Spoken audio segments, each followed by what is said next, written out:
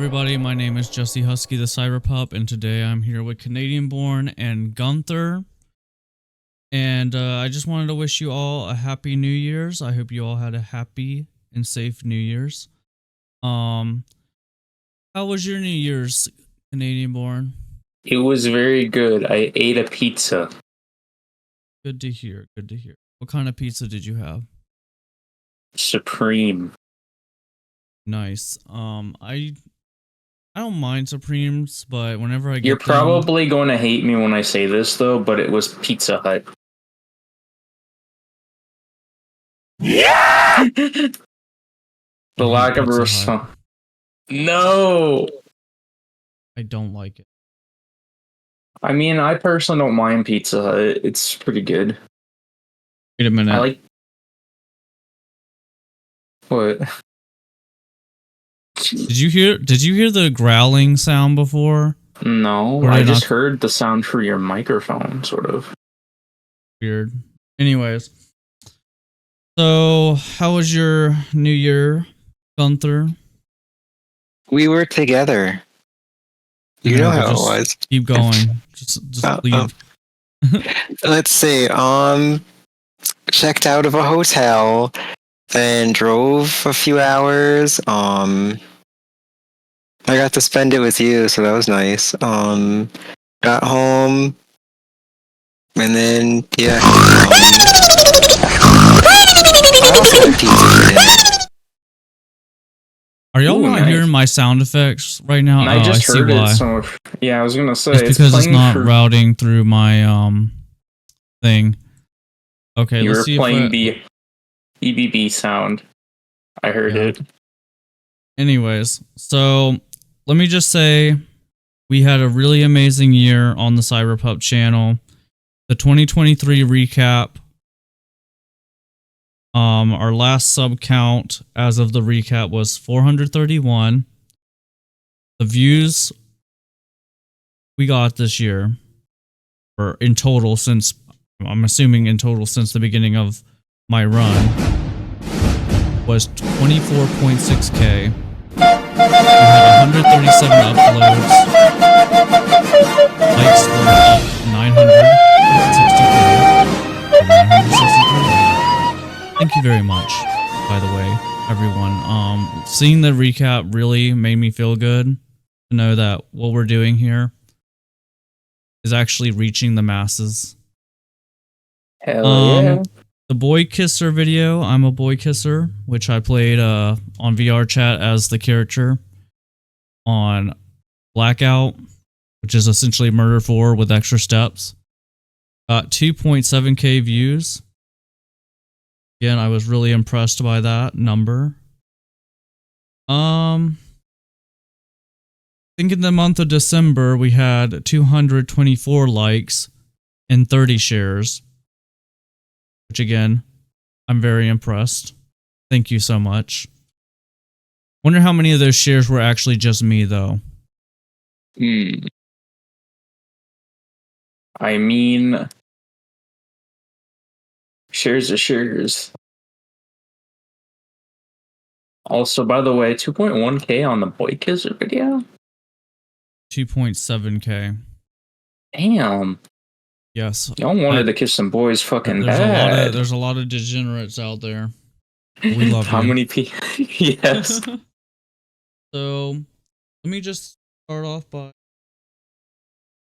saying that I had a great trip to Bewhiskered 2023, which was pirate themed.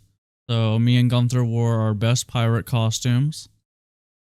And we did a lot of activities. I met a couple people. But anyways, I just want to thank you, Gunther, for bringing me along on this experience. I never been to a con that big before. There was 1,175 attendees, which I was surprised to see. I was like, wow, that many people fit in this building. But then again, most of them were outside anyways.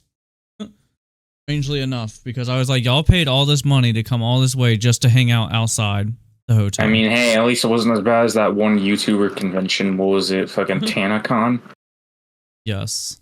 And people couldn't even get into the hotel because the hotel had a maximum of like 1,000 people. Hmm. And they were like 20,000 people. Well, allegedly, but it was less than that, but it was still over the limit. Wow. A lot of people stood outside and they eventually got sunburns, at least like 30, 20. I don't know. It was a lot of people had to go to the hospital and it was like so bad they shut it down. And the reason why it was even made in the first place was because of like the person's bad experience with VidCon. So they were like, all right, I'm going to make TanaCon and I'm going to have it on the same day as VidCon within walking distance from VidCon. Gunther, I know you had a lot of fun. You got to go and see a lot of different activities. Would you like to talk about them? Sure. So, I wish I didn't throw away that schedule because I wrote out the schedule of all the panels I was going to. And I guess after the con, I must have thrown it away. It was only on like a piece of paper or something. But let me see if I can remember because it was so much packed within like 3 days that. Okay, so remember we got there and we registered. And then there was opening ceremony, and then there was. What was after opening ceremony? Oh, well, the fursuit games. That's one of the things that sticks out most in my head. Fursuit games were really fun. It was like, I guess more or less what it sounds like. I mean, I'd assume that most. I remember seeing there was like an obstacle course people ran through and then all through one of those pop-up tunnel things. Yeah, sort of. Almost like what a dog would do in one of those like dog competition things where they run through stuff. I forget what those are called. Yeah.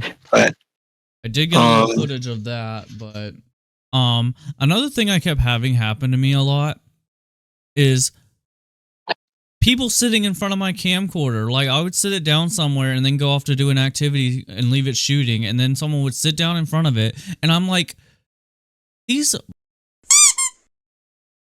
sitting in front of my shot. I don't know why I was having such a bad luck with that. Like, remember we were sitting during one panel and like 3 people sat right in front of us. They were like taking up a whole row. Anyways, the Discord mods. Let's just say that. The Discord mods. But God bless them. I'm glad they were having a good time, I guess. But you know, I really enjoyed the improv show with the pirates. There were 2 pirates characters. They were funny. Although the crowd was a little tough. I mean, they were not giving very much to offer.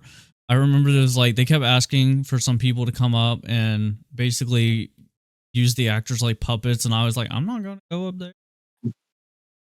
I was really expecting you to go up there, to be honest, and doing something like Gunther. I really wish I recorded that whole thing because it was funnier than I thought it was actually going to be. What was the premise again? It was like, so there was a pirate named Red Hand, and the villain was named Bluefoot, and they were on a mission to try to get a golden hard drive. Why? I don't know. That's so weird because none of them were Protogen characters. It would have made sense if one of them was a Protogen character. No, the hard drive had like thousands and thousands of Bitcoin on it. So, they had to go through a log, or was it through a log, through a frog? I forget. There was something to do with a frog.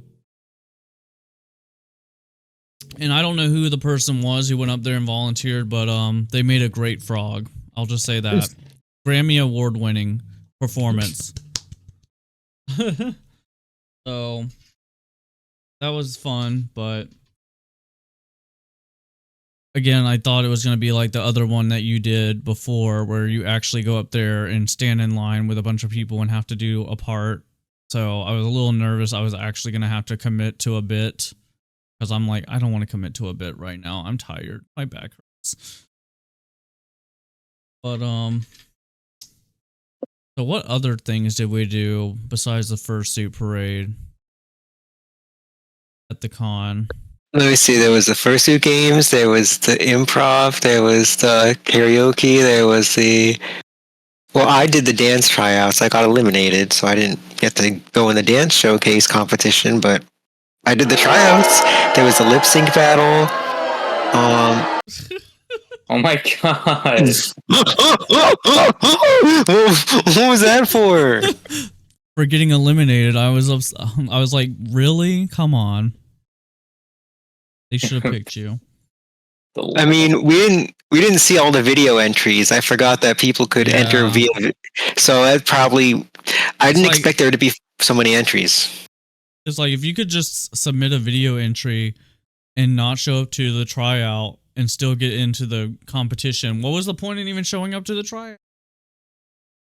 Yeah, that was a little sus.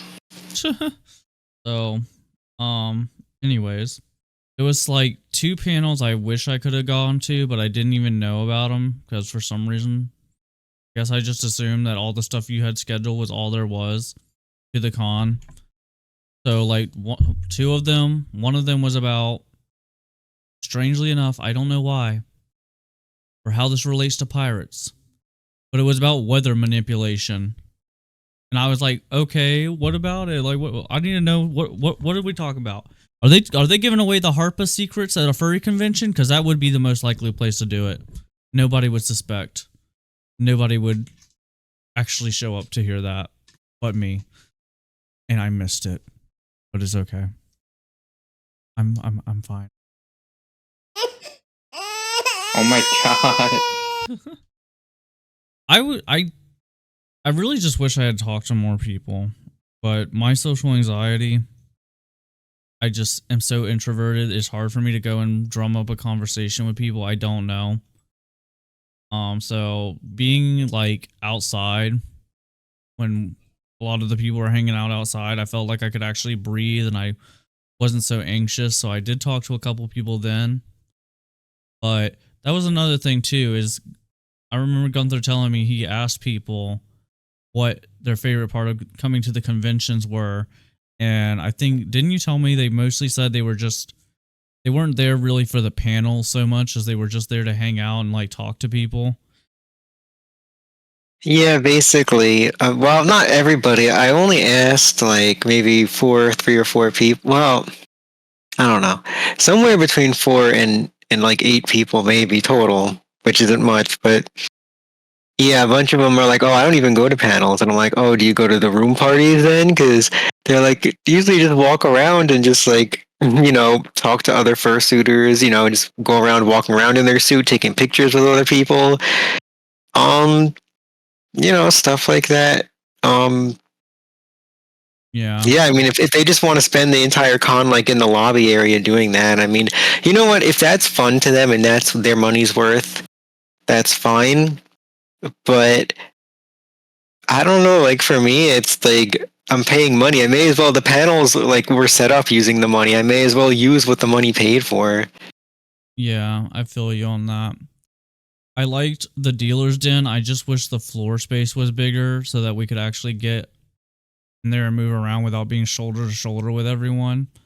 That was the only thing that kind of gave me anxiety about going in there. And I don't know, maybe on the last day it probably wasn't as busy. I think I went on the second day of the con, or maybe I went on the first day a little bit later into it, but yeah, it was pretty much shoulder to shoulder.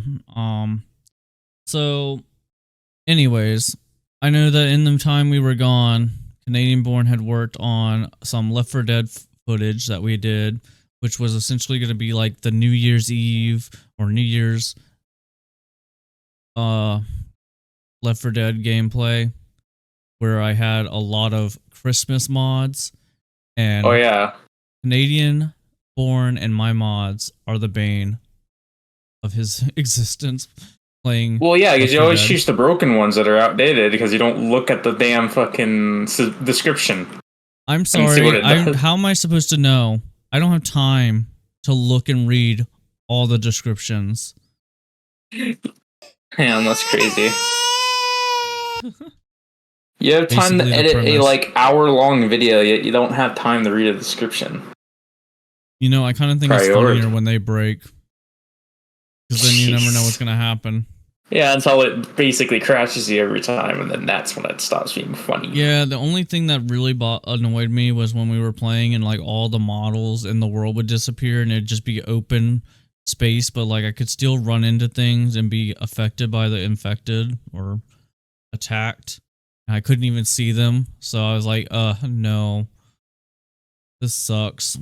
But at least we got it fixed. So, right? Yeah. So Because I'm gonna try to get that out as soon as I can, along with the little bit of bewhiskered footage I got. So yeah, I'm happy to be back and ready to work and make the content that I love to make. I really want to do more shorts, YouTube shorts. Got some sounds I have cataloged on my Discord.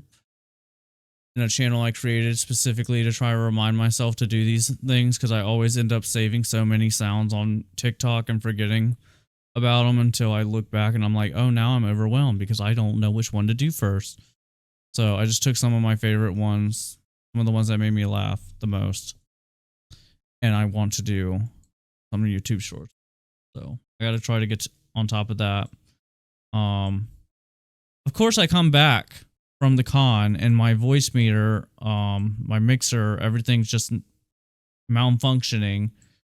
Great way to start the new year. That's really an omen, if anything. But I think we got it fixed now. And then on top of that, I honestly thought the Canadian born was playing a New Year's prank on me. So really, you want to explain how that happened? prank, like how so? This is the part where you talk to Gunther about the funny haha porn thing. Oh yeah, fucking. I was reading up on some like news earlier, like, and I know that sounds fucking old of me. It was earlier this week, right when the New Year's came around, and apparently, in response to a law that North Carolina passed, which is the state that you guys live in, and basically what it would basically force people to show their public IDs to get into adult content sites, E6, Pornhub, what have you. And in response, those exact websites basically consulted their legal teams and basically pulled access from like North Carolina due to the law, and because it's like it's just something that's going to be subverted because people are already using VPNs anyway to bypass it. It's not like it's going to make a difference. The fact that the Canadian got news about things that happen in my own state, law things that happen in my own state before me. I don't know. Maybe I was just having too much fun. Maybe I was just too busy, but I'm surprised I didn't learn about that sooner. Well, it isn't something that makes headlines per se. It's just something Well, that's I think like, it should, because this is a really big deal to me.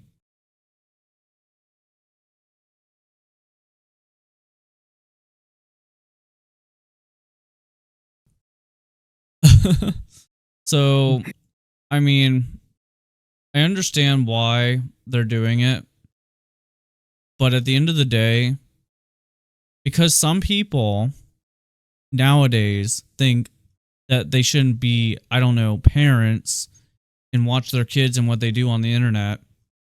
and somehow the rest of us have to be affected by that. Basically, people do forget that router settings exist so that, you know, exactly, so that you can literally block access from those sites. It's just parents not wanting to do shit with their children, just being lazy. It's like, here's a tablet. More e621. Well, yeah, my face when adults can't be adults because, you know, your government is full of clowns. Which, first of all, I always thought it was kind of funny how when you go on e621 before the law was in effect, it would ask if you were over 18 and you'd answer yes or no. Mm-hmm.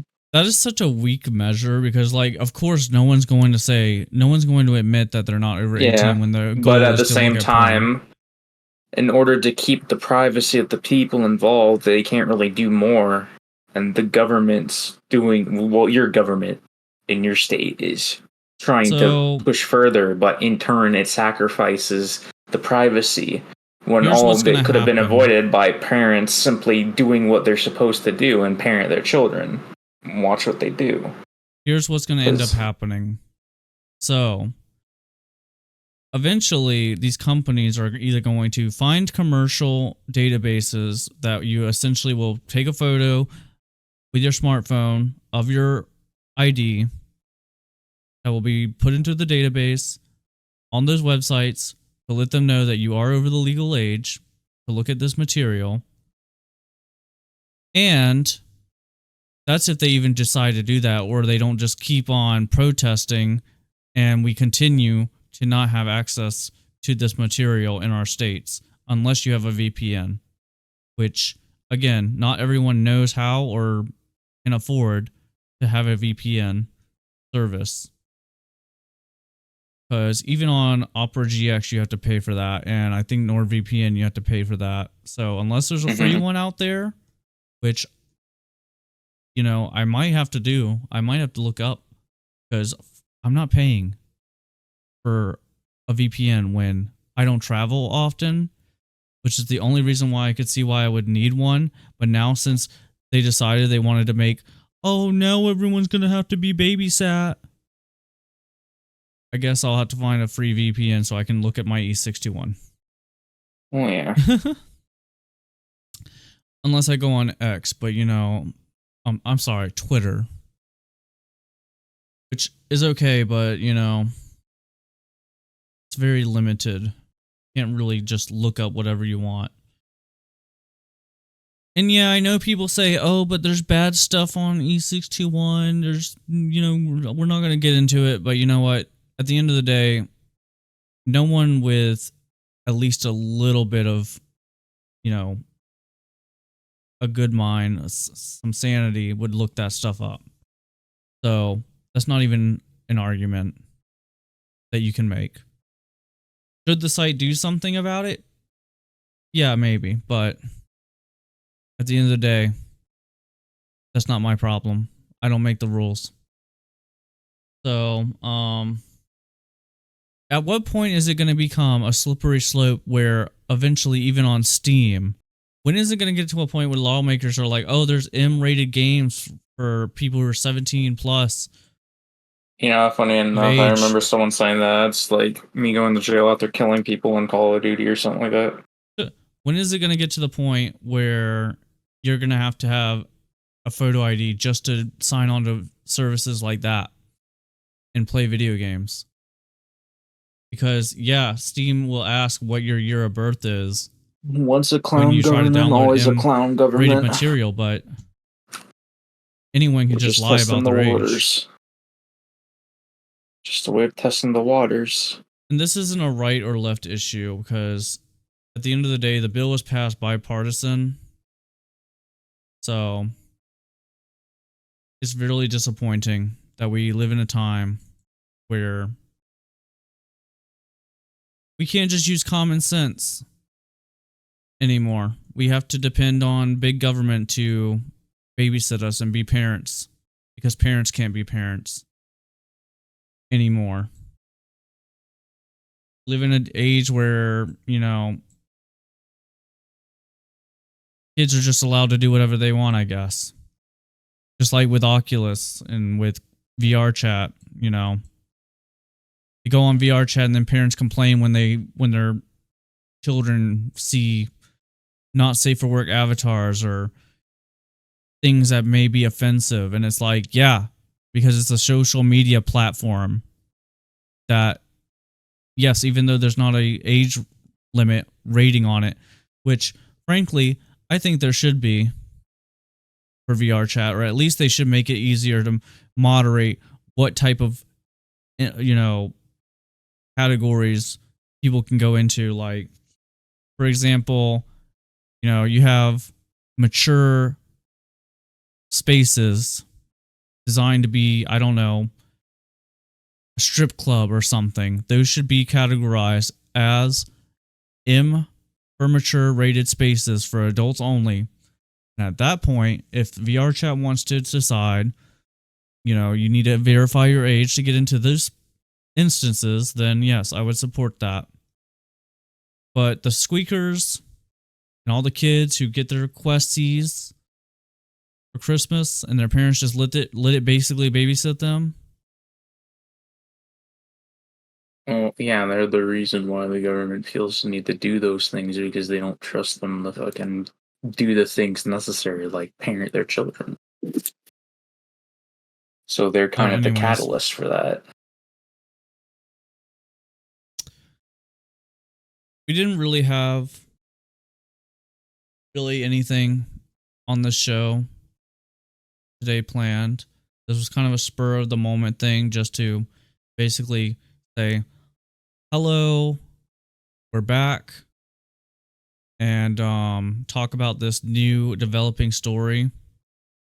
So let me know what you guys think in the comments about that.